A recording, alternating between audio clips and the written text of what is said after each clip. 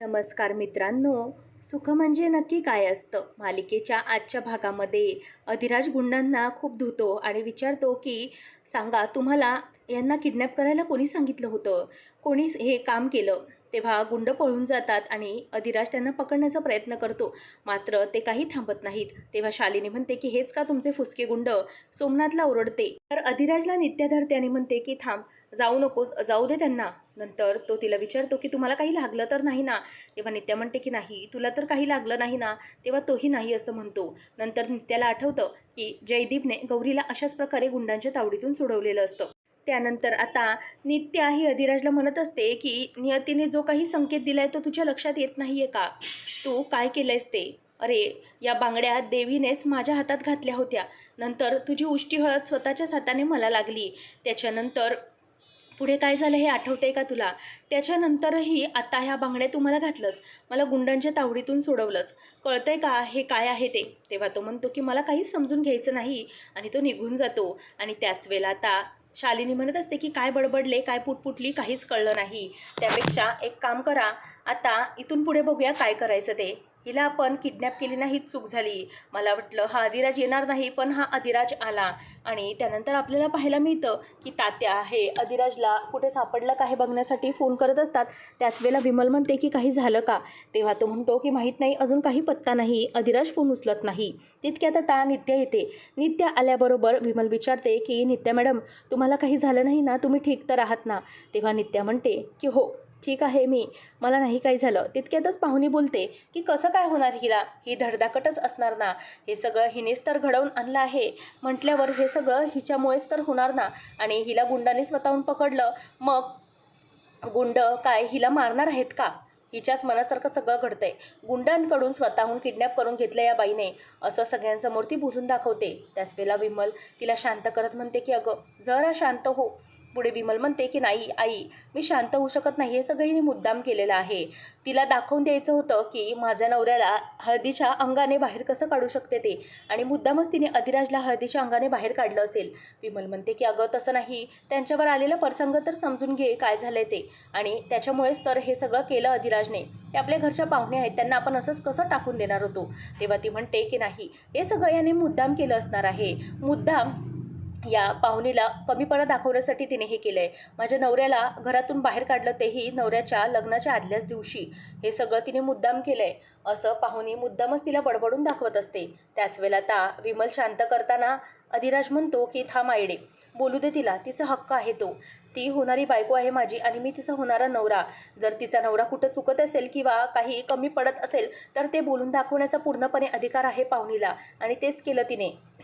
म्हणूनच पाहुणे, तुला जर काही मला प्रश्न विचारायचे असतील तर तू ते विचारू शकतेस बिनधास्तपणे. मी सगळ्या प्रश्नांना उत्तर द्यायला बांधील आहे. तेव्हा ती म्हणते की नाही राज, मला तुला काही प्रश्न विचारायचे नाहीत, मला या नित्याला प्रश्न विचारायचे आहेत. तेव्हा ती खाली येते आणि नित्याला म्हणते की काय गं, हे सगळं मुद्दाम घडवून आणलंस ना? तू स्वतःच गुंडांना बोलवलंस आणि स्वतःच किडनॅप झालीस ना?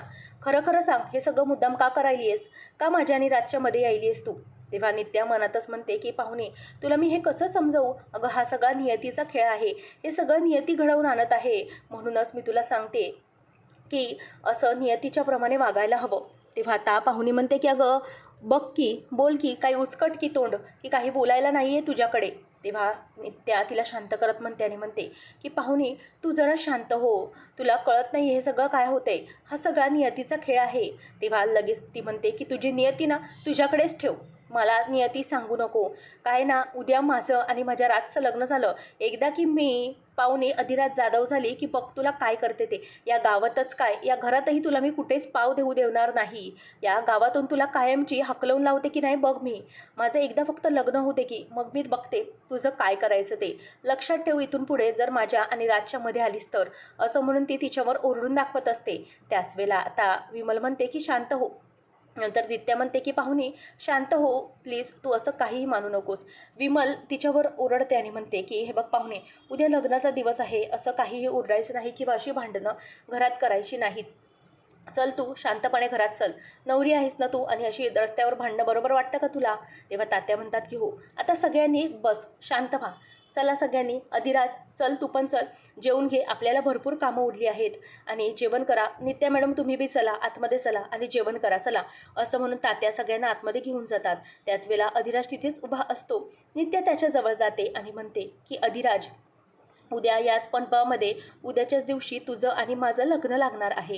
हे ऐकल्यावर अधिराज आता वेड्यासारखा हसायला लागतो आणि त्यानंतर तिकडून निघून जातो. तो तिच्या बोलण्याला हसण्याबरे घेतो आणि निघून जातो. नित्या मात्र तिथे तशीच असते. रेस्ट हाऊसवर इथे शालिनीची मात्र जीवाची लाही होत असते.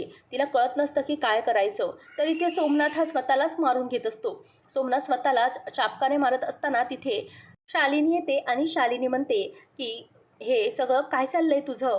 तेव्हा तिला आठवतं की नित्याने तिला सांगितलेलं असतं, काही झालं तरीही मी आता हे लग्न होऊ देणार नाही, अधिराज आणि माझंच लग्न होणार असं तिने सांगितलेलं असतं. त्याच वेळेला आता हे सगळं झाल्यामुळे नित्याच्या बोलण्यामुळे शालिनीला खूपच त्रास झालेला असतो आणि शालिनी सोमनाथला म्हणते की आता आपण एक काम करायचं, आपण मोठी चूक केली, ती म्हणजे की लग्न हे तिकडे मांडवात लावण्याचं ठरवलं आहे. ते ठीक आहे, पहिली चूक केली ती तिथे नित्याला किडनॅप करून, आता दुसरी चूक नाही करायची, लग्न हे आपल्या मांडवात लागलं पाहिजे. त्याच वेळेला सोमनाथ म्हणतो की पण तिकडं तर सगळी तयारी झाली आहे, इथं लग्न लावून काय करणार आपण. तेव्हा सोमनाथ म्हटल्यावर ती म्हणते की हे बघ, एक गोष्ट लक्षात घे, ती नित्या इतक्या कॉन्फिडंटली म्हटली की तिचं आणि अधिराजचं लग्न होणार, याचा अर्थ तिचं काहीतरी तिकडे प्लॅनिंग झालेलं असणार आणि तेच प्लॅनिंग आपण हाणून पाडायचं आहे. काही झालं तरीही रेस्ट हाऊसवर लग्न लागणं तर कसं सगळं आपल्या कंट्रोलमध्ये असणार, मंडप लग्न सगळं आपल्या कंट्रोलमध्ये असेल, मग इथे तिचं प्लॅनिंग करणं हे खूप कठीण जाईल. म्हणूनच आपण एक काम करायचं की तिथे लग्न लावून न देता इथे लग्न लावायचं, जेणेकरून सगळं प्लॅनिंग आपल्यानुसार होणार. हे ऐकल्यावर सोमनाथला तर आवडतंच. त्यानंतर आता तात्या म्हणतात की बरं, आता सगळ्या गोष्टी पुढे करायच्या आहेत, घोडीची तयारी केली की नाही लवली. तेव्हा लवली म्हणतो की इतक्यात माझी घोडी कुठे येणार, माझ्या घोडीला वेळ यायला आहे अजून, तसं पण आता या दादाचं लग्न होतं आहे, माझी घोडी नंतर येईल. तेव्हा आता विमल त्याला मारून म्हणते की घोडी म्हणजे उद्याच्या वरातीच्या घोडीबद्दल बोलतोय आम्ही. तेव्हा तो पळून जातो. शालिनी येते आणि म्हणते की नमस्कार. तेव्हा आता विमल आणि तात्या म्हणतात की मॅडम या, तुमचं स्वागत आहे, बोला काय काम आहे. तेव्हा आता ती म्हणते की लग्नघरात सगळी तयारी कशी चालू आहे ते बघण्यासाठी आली आहे मी. त्याच वेळेला आता तात्या म्हणतात की हो मॅडम, तुमच्या आशीर्वादाने सगळं काही व्यवस्थित चालू आहे. त्याच वेळेला आता सावरीला आता शालिनी म्हणते की आमच्या नवरीबाईला पाहुणीला बोलवून ये. तेच वेळेला शालिनीचा आवाज आल्याबरोबर नित्या बाहेर येते. नित्या आल्याबरोबर लगेच शालिनी म्हणते की अगं नित्या, अजून जागी आहेस वै गं. आणि त्याच वेळेला ती म्हणते की मॅडम काय झालं, काय काम आहे. विमल पण विचारते. तेव्हा विमलला शालिनी म्हणते की शांत व्हा, काहीच घाबरण्याची गरज नाही आहे, मी काहीही बॉम्ब वगैरे फोडायला इथे आलेली नाही आहे, असं ती हसत म्हणते. ती म्हणते की मला तुम्हाला एकच रिक्वेस्ट करायची होती की लग्न इथे या मांडवात होणार होतं बरोबर, मग आपण लग्न जर रेस्ट हाऊसवर केलं तर माझी कल्पना आहे की रेस्ट हाऊसवर लग्न केलं तर कसं वरात तिकडून इकडे येईल, नाहीतर काय वरात इथल्याच इथं आणि पाहुणीचं इथूनच घरात स्वागत होईल. त्यापेक्षा गावातच लग्न होणार, फक्त ते होणार ते मांडवात म्हणजे रेस्ट हाऊसमध्ये, आणि वरात येणार ती रेस्ट हाऊस, ते इथे तुमचं घर, आणि आतमध्ये पाहुणीचा गृहप्रवेश होणार, तिच्या माहेरी लग्न होणार. इथे तर तिचं सासरच आहे ना, मग तिचं मी म्हणून माहेर म्हणून कौतुक करेन आणि इथे पाठवेन, कसं वाटतंय. त्यावेळेला विमल म्हणते की आम्ही तुमच्या शब्दाबाहेर नाही, तुमचं मत अगदी बरोबर आहे आणि पाहुणी तुला चालेल ना. तेव्हा पाहुणी ही पण मान डोलावून हो असं म्हणते आणि मला आवडेल असं म्हणते. नंतर आता शालिनीला नित्याचे शब्द आठवतात की काही झालं तरीही तुझं हे लग्न लावून द्यायची नाही शालिनी. तरी ते अधिराज दुसऱ्या दिवशी झोपलेला असताना त्याला नित्याचे स्वप्न पडत असते. नित्याच्या हातात आणि गळ्यात कशा प्रकारे बांगड्या घातल्या आणि मंगळसूत्र घातलं हे सगळं त्याला आठवतं आणि प्रत्येक वेळेला नित्याचं आणि त्याचं काहीतरी नातं आहे हे त्याला जाणवतं. नित्याच्या गळ्यात त्याच्या हातून पडलेलं मंगळसूत्र, त्यानंतर घातलेल्या बांगड्या, लागलेली हळद, हे सगळं आता त्याला आठवायला लागतं आणि सगळं आठवून त्याला आता त्रास होत असतो. तो म्हणतो की हे सगळं काय चाललंय, देवी माझ्या पुढे नेमका कसला संकेत मांडण्याचा प्रयत्न करत आहे. तो आता आतमध्ये निघून जात असतो. त्यानंतर तिथे आता पाहुणी बघत असते की नेमकं राजचं काय चाललेलं आहे. पाहुणी आता बाहेर येते आणि तिचं राजकडे लक्ष असतं. ती विचार करते की हा राज असं का करत आहे आणि नेहमीसारखा खुश का नाही. त्याच वेळेला आता नित्या ही त्याला बघते आणि लांबूनच त्याला बघत विचार करत असते आणि तिला पाहुणीची हातावरची मेहंदी आठवू लागते. पाहुणी म्हणत असते की अधिराजची मेहंदी काढली आहे, आता 2 दिवसात अधिराजचं आणि माझं लग्न होणार आहे, म्हणून लक्षात ठेव. तरी ते शालिनी ही सगळी व्यवस्था करण्याच्या नादामध्ये असते. माई देवापुढे हात जोडत असते आणि म्हणते की देवी, अधिराजचं लग्न आज उद्या म्हणत म्हणत आजच्या मुहूर्तावर येऊन ठेपलेलं आहे. काय करायचं ना काहीच कळत नाही. कसला त्रास होतोय आणि कसलं पुढे देव दाखवणार आहे खरंच कळत नाही, असं ती बोलून दाखवत असते. आणि त्यानंतर पुढे माई म्हणते की काहीतरी झालं पाहिजे जेणेकरून त्यांचं दोघांचंही लग्न थांबलं पाहिजे. आता माई हात जोडते आणि म्हणते की देवी काहीतरी कर, माझ्या गौरीची साथ दे. तेव्हा आता लवली म्हणतो की माई काहीतरी देवी करणारच की गं. तू म्हणतेस ना की गौराबाई तिचीच लेक आहे, मग ती काहीतरी तिच्यासाठी मार्ग काढेल. विमल आता पुढची तयारी करत असते. तिला रेस्ट हाऊसवर जाण्यासाठी कपडे घ्यायचे असतात. तात्या म्हणतात की खरंच कधी वेळ होते असं झालं. मग ती म्हणते की हो ना, कधी आपलं मुलाच्या डोक्यावर अक्षता पडतात आणि कधी पाहुणी सून म्हणून आपल्या घरात माप ओलांडून येते ना, असंच झालं आहे. तर इथे सावरी हात जोडून देवीला म्हणते की देवी आई, आज माझ्या बाबांचं आणि आईचं लग्न होणार आहे. किती बी नाही म्हटलं तरी जयदीप आणि गौरीचं लग्न झालं, तसेच नित्याचं आणि अधिराजचं देखील लग्न होणार आहे आणि ही त्यांची लेक स्वतः या मैदानात उतरणार आहे त्यांचं लग्न घडून आणण्यासाठी, असं म्हणून ते देवीचा आशीर्वाद मागते.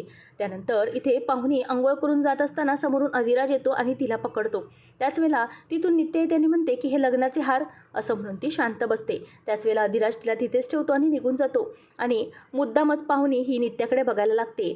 त्यानंतर इथे सोमनाथ आणि बाकीचे सगळ्यांनी लग्नाची छानच तयारी केलेली असते. तितक्यातच आता अधिराज शुभविवाह पाहुणी असा बोर्ड येतो. तो बोर्ड पाहिल्यावरती तिथून शालिनी येते आणि म्हणते की वा, खूप सुंदर केलेला आहे. आणि तितक्यात पाहुणी येते आणि पाहुणीला बघून तेव्हा शालिनी विचारते की काय पाहुणीबाई, तुम्हाला आवडलं की नाही सगळं लग्नाची तयारी, कसं वाटतंय सगळं? तेव्हा पाहुणी म्हणते की मॅडम, खरंच खूप सुंदर केलेलं आहे सगळं आणि खरंच मला खूपच आवडलं तुम्ही हे लग्नाचं इथे ठरवलं म्हणून. खरंच खूप थँक्यू, माझ्या माहेरचं लग्नासाठी कोणीही नव्हतं, तुम्ही पुढाकार घेतलात म्हणून. तेव्हा शालिनी म्हणते की अगं असं का बोलतेस वेडी मुलगी, तुझ्यासाठीच मी हे केलेलं आहे. आज तू काही रडायचं नाही, ह्या सगळ्याचं बघायचं नाही, ही तयारी आम्ही करणार, तू काय करायचं फक्त एन्जॉय करायचं. नंतर नित्या आणि राजमा येतात. आता नित्याला बरोबर सोमनाथ म्हणतो की मॅडम बघा कशी वाटते तयारी, हे सगळं मी केलेलं आहे. तेव्हा नित्याला ती म्हणते की काय नित्या, कसं दिसतंय सगळं? तेव्हा नित्या फक्त मान डोलावते आणि नंतर पाहुणीला तयारी करण्यासाठी शालिनी सांगते. तेव्हा पाहुणी म्हणते की मी पार्लरवाली बोलावली नाही, मी एकटी तयारी करत बसले तर मला उशीर होईल ना, तुम्ही पार्लरवाली बोलावलीच असेल इतकी सगळी तयारी केली तर. तेव्हा शालिनीचं तोंड बंदच होऊन जातं. राजवा म्हणते की मी करते की तयारीची. तेव्हा पाहुणी म्हणते की तुला आता आता कुठं बोलायला यायला लागले? तेव्हा ती म्हणते की अगोदर मी शिकली आहे मेकअपचं, चल, असं म्हणून तिला घेऊन जाते. त्यानंतर अधिराज देवाला हात जोडून म्हणतो की हे समजा काय चाललं ना, मला खरंच कळणंसं झालं आहे, काय झालं हे सगळं मला खरंच सुचत नाही आहे. आणि आज माझं लग्न आहे, पण मला असं का वाटतंय की ह्या लग्नाला मी उभा राहू नये म्हणून. हे लग्न करण्यापासून माझं मन मला का रोखतंय, का मला या सगळ्याचा त्रास होतोय? देवी तूच या सगळ्याचं मला उत्तर दे. आता मी तू म्हणतेस तसं वागणार आहे, बोल्यावर चढणार आहे, पण तुझी नेमकी नियती काय आहे ती मला खरंच कळत नाही. तुझा आशीर्वाद माझ्या मागे राहू दे. त्याच्या डोळ्यात पाणी येतं आणि सगळं बोलत असतो. पुढच्या भागामध्ये अत्तराची डबी ठरवणार आहे की कोणाचं लग्न होणार, असं नित्या आता राजमाला म्हणत असते. आणि राजमा आता पाहुणीला येते आणि म्हणते की चल ये, तुझी तयारी करायची आहे ना, आपण बसूया. आणि तिला तयारीला घेते आणि त्याच वेळेला राजमाच्या हातात आता ती अत्तराची बाटली असते. मग इथे नित्या एकटीच असताना समोरून शेखरदाजी हे वेटर बनलेले असतात आणि ते येऊन म्हणतात की गौराबाई. आता त्याला पाहिल्यावरती नित्याला जरासा धीर मिळतो. आणि माई कुठे आहेत विचारल्यावरती माई तिथे कॅटरिंगच्या कामामध्ये असते, जेवणामध्ये, आणि तीही तिच्याकडे बघते. दोघांना पाहिल्यावरती आता नित्याला एकदमच मजा वाटू लागते. तेवढ्यातच शालिनी आल्याबरोबर माई आणि शेखरदाजी लपतात. अशाच अपडेटसाठी आताच आपल्या चॅनलला सबस्क्राईब नक्की करा.